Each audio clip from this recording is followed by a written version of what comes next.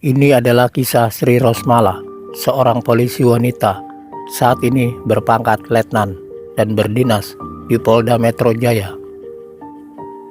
Saat remaja ia dibesarkan di lingkungan kompleks militer di kawasan Cijantung, Jakarta Timur. Sri baru saja lulus sekolah menengah atas. Ia bercita-cita ingin menjadi seorang polisi. Lepas sekolah tahun 1991, ia berencana akan melakukan pendakian gunung sekedar pelatih fisik dan ketahanan, membawa beban di punggung, agar nanti pada saat pendidikan kepolisian tak merasa berat dan terbiasa dengan latihan fisik. Pada masa itu belum ada handphone dan media sosial. Untuk mendapatkan informasi klub atau kelompok pendaki gunung, informasi dari suatu perkumpulan atau penggiat alam, biasanya menggunakan poster atau selebaran yang ditempelkan di tiang listrik dinding sekolah atau halte bus. Siang itu Sri berkunjung ke rumah temannya. Ia bermaksud mengajak beberapa teman dalam pendakian nanti. Satu demi satu Sri mengunjungi teman sekolahnya. Tapi kelima teman yang didatangi menolak dengan beralasan sedang mengurus pendaftaran ke perguruan tinggi dan teman yang lain tidak siap. Pada masa itu, untuk mengunjungi seorang teman harus menggunakan sarana transportasi angkutan kota atau bus PPD. Cara itu pastilah menguras tenaga, apalagi jika rumah temannya jauh ke dalam gang. Dengan sedikit kecewa, Sri akhirnya memutuskan untuk pulang karena hari sudah menjelang sore. Sambil menunggu bis PPD yang cukup lama, tanpa sengaja Sri melihat sebuah poster yang menempel di sebuah pohon asam tua. Karena merasa tertarik akan isi tulisan itu, Sri lalu melepas poster yang memang sudah sedikit basah dan robek. Ia mulai membaca dan melihat gambar selebaran yang isinya mengajak bagi siapa saja yang berminat untuk bergabung dalam pendakian ke Gunung Salak. Sri mulai tertarik karena alamat panitia tempatnya tak begitu jauh. Ia lalu menaiki bis yang menuju Cimanggis, Depok. Setelah bertanya-tanya, sampailah ia pada suatu rumah yang cukup luas, rumah ala Betawi kala itu. Dengan halaman yang cukup luas, ada beberapa batang pohon sawo dan pohon kecapi di kanan rumah. Ia berjumpa dengan seorang wanita sebayanya yang sedang membaca majalah dan dua orang lelaki yang masih berseragam putih abu. Wanita itu menyambut Sri dan berkenalan. Ia bernama Dewi Eprita Indriyani selaku anak pemilik rumah. Setelah berbincang sejenak, lalu Dewi memberikan sebuah formulir. Katanya, isikan saja nanti di rumah kalau tak bertemu kami pada hari keberangkatan.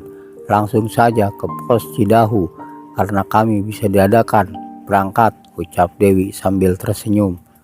Sedangkan kedua remaja pria yang sedang asyik bermain halma seakan tak memperdulikan kedatangan Sri.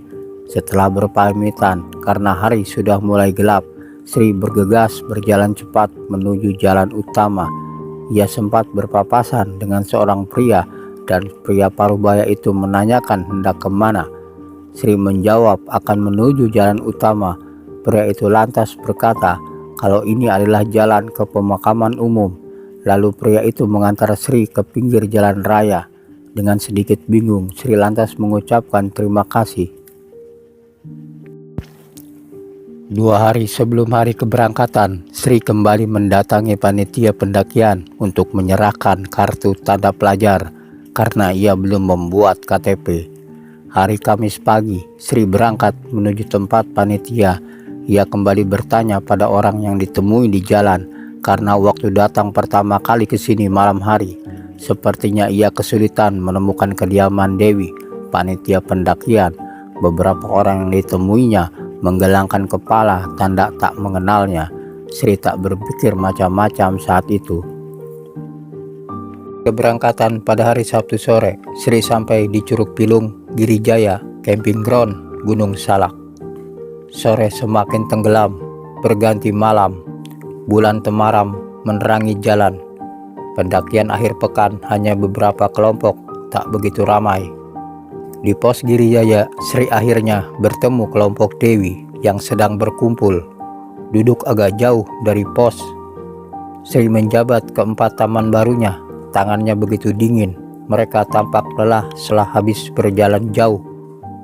Keempat orang itu tak banyak bicara, layaknya kelompok pendaki lain. Sri kembali ke pos untuk mengambil tas ransel yang disandarkan. Ada 5 pendaki di pos yang menyapa. "Sendiri, Mbak," Sri menjawab seraya menunjuk kelompok Dewi sambil tersenyum. Kelompok pendaki perentak yang ditunjukkan Sri, tapi tak ada siapapun di sana. Kelima pendaki itu kembali menoleh Sri bersama kelompok pendaki itu.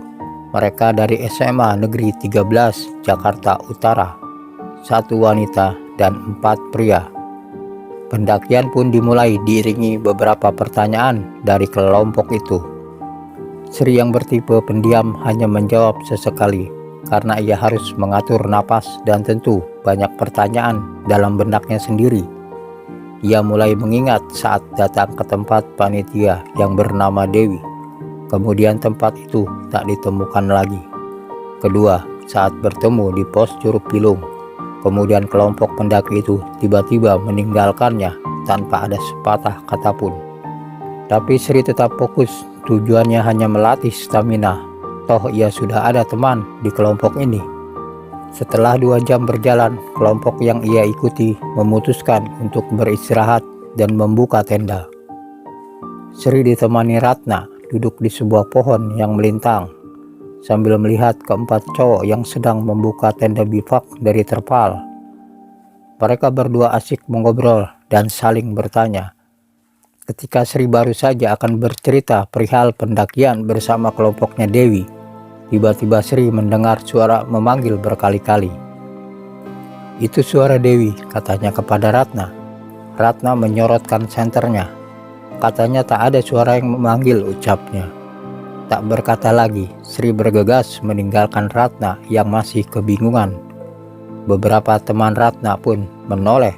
Sri berjalan cepat menyorotkan senter ke arah suara di atas jalan yang mendaki. Ia yakin itu suara Dewi. Tak beberapa lama ia menjumpai Dewi dan teman-temannya. Sudah ada tenda yang berdiri. Ada 2 tenda di sana.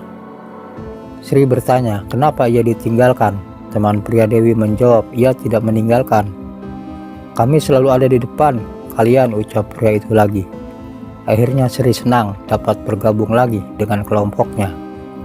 Ia mulai mengeluarkan makanan yang dibawanya dan langsung menyantapnya karena memang sudah lapar. "Kami sudah makan baru saja," ucap Dewi ketika Sri menawarkan roti dan mentega.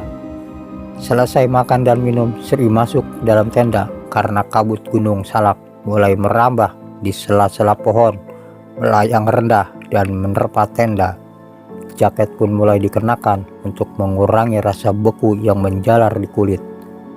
Dewi masih mengenakan sweater tanpa memakai jaket pelindung. Kemudian Dewi mengeluarkan beberapa lintingan rokok dari saku bajunya dan mulai menyulutnya dengan batang korek api yang digesek. Menarik dalam asap rokok dan menghembuskannya perlahan dengan mata terpejam. Begitu pucat dan menyeramkan wajah Dewi saat terkena cahaya lampu gantung. Sri yang begitu dekat terbatuk-batuk karena ruangan tenda penuh asap. Sri lalu membuka pintu tenda dan duduk di luar tenda. Ia mulai melihat sekeliling. Di tenda satunya orang sedang bernyanyi The Rolling Stone, lagu yang sedang hit kala itu. Beberapa botol Mansion kosong tergeletak di luar tenda. Sri mulai risih dan tak nyaman perasaannya. Mulai dihantui kecemasan. Ia bergegas kembali ke tendanya. Dewi sudah tertidur lelap dengan tubuh menelungkup. Karena udara semakin beku, Sri merapatkan jaket, mulai mencoba tidur. Suara ketiga cowok masih terdengar menyanyikan The Rolling Stone dan perlahan Sri mulai tertidur, ditemani hawa dingin yang terus membeku. Tapi dingin ini begitu berbeda, menjalar pada pinggangnya, perutnya, dan ia mulai tersentak saat payudaranya terasa ditekan sesuatu dan terus mendesak ke dalam kaus dalamnya. Sebuah jari-jari seperti dengan sengaja meremas buah dadanya. Sri terkejut dan bangun. Ia melihat Dewi sudah tak di sampingnya. Yang ada hanya sesosok laki-laki yang siap menindihnya. Sri mulai berontak dengan mendorong tubuh lelaki itu ke samping hingga tenda pun miring. Ia berlari keluar tenda dengan berteriak memanggil Dewi. Sri mendekati tenda sebelah dan kembali ia dibuat syok sambil menutup wajahnya. Di hadapannya tampak Dewi sedang ditunggangi teman prianya, sementara teman satunya menggerayangi tubuh Dewi. Sri begitu lemas mulai dari kaki hingga pergelangan tangan. Ia mencoba berbalik arah, tapi sebuah tangan menangkap bahunya sambil mencoba memeluknya. Kembali Sri meronta-ronta dan berteriak. Sikunya mengenai dagu pria itu. Lelaki itu terhuyung sesaat. Kesempatan itu digunakan Sri untuk berlari. Lelaki jahanam itu terus mengejar. Dengan berlari kecil tanpa penerangan, Sri mengikuti jalan berbatu yang ia yakini adalah jalan setapak. Bulan masih mengambang temaram, sesekali muncul menembus kabut, membuat jalan kembali terlihat dan membantu untuk terus menuruni jalan yang beku itu. Masih terdengar suara sepatu lelaki itu mengejar hingga Sri nyaris pingsan saat sebuah lengan menangkap tubuhnya. Ia kali ini begitu lunglai hingga tak sadarkan diri. Sri tersadar ketika tercium bau kayu putih yang menyengat hidungnya. Ia membuka matanya, tampak Ratna dan kelompoknya sedang mengelilingi dan terdengar suara Ratna mengucapkan, "Alhamdulillah sudah sadar," katanya. Sri mulai duduk didampingi Ratna. Hari sudah menjelang siang. Ia seperti mencari sesuatu. "Ini tasnya, Mbak," ujar pria di sampingnya. "Ditemukan tersangkut di batang pohon yang tumbang," lanjut pria itu. Setelah cukup sehat, Sri dan kelompok baiknya itu berkemas dan berjalan menuju tempat semalam saat Sri ditemukan. Saya dan Ratna mengikuti Mbak Sri yang berjalan sendiri ke atas dan sempat kehilangan jejak karena Mbak Sri berjalan sangat cepat, ucap Angga teman Ratna. Berkali-kali Sri menghela napas panjang. "Nanti ceritanya di bawah saja," ujar teman pria satunya lagi. Setelah sampai di Kawah Ratu dan menikmati indahnya panorama, tim Ratna dan kawan-kawannya memutuskan untuk kembali turun. Beberapa waktu kemudian sampailah mereka di pos Girijaya. Setelah makan dan minum teh hangat, tampak Sri mulai sehat dan bercanda bersama teman barunya. Setelah itu Sri mengeluarkan selebaran yang ia dapat di pohon asam tua dan mulai menceritakan pertama mendapatkan selebaran, kemudian mendatangi rumah Dewi, sampai perjalanan seorang diri hingga nyaris diperkosa. Ratna dan keempat teman pria melihat dengan seksama berkali-kali sambil berbisik dan saling pandang. Sri yang tak mengerti mulai menanyakan. Pria yang bernama Angga menunjuk selebaran poster. Sri melihat tahun yang tercetak pada bagian bawah, tahun 1989. Berarti selebaran itu sudah 2 tahun yang lampau. Sebuah teka-teki misteri yang sulit untuk diterima. 1 bulan kemudian, Sri bersama teman sekolahnya mencari tahu alamat Dewi yang pernah dia datangi. Dengan mengingat tempat yang mulai sedikit menemukan jalan masuk, ada sebuah rumah sebelum rumah Dewi. Ia melihat seorang bapak yang tengah memberi makan ayam.